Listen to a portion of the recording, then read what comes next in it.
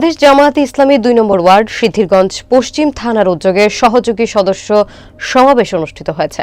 শুক্রবার ৯ মে বিকেলে সিদ্ধিরগঞ্জের ২ নম্বর ওয়ার্ডের হাজী আব্দুস সামাদ ইসলামিয়া আলিম মাদ্রাসা মাঠে এ সমাবেশটি অনুষ্ঠিত হয়। SH মুন্না খানের প্রতিবেদনে বিস্তারিত।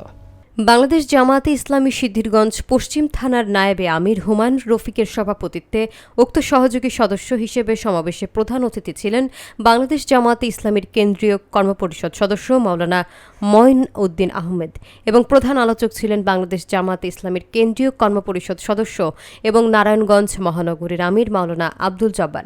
বিশেষ অতিথি ছিলেন বাংলাদেশ জামায়াতে ইসলামীর নারায়ণগঞ্জ মহানগরীর সহকারী সেক্রেটারি মোহাম্মদ জামাল হোসাইন, নারায়ণগঞ্জ মহানগরীর সাবেক কর্মপরিষদ সদস্য আলহাজ মোহাম্মদ আব্দুর রহমান এবং সিদ্ধিরগঞ্জ পশ্চিম থানার সেক্রেটারি হাবিবুর রহমান।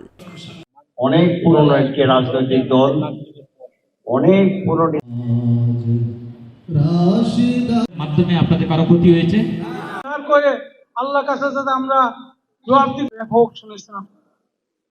আমরা ইসলামের লোকদেরকে, জামাতের নেতৃবৃন্দকে আপনাদের সাথে দেখা করাটাও কঠিন এক কাজ ছিল।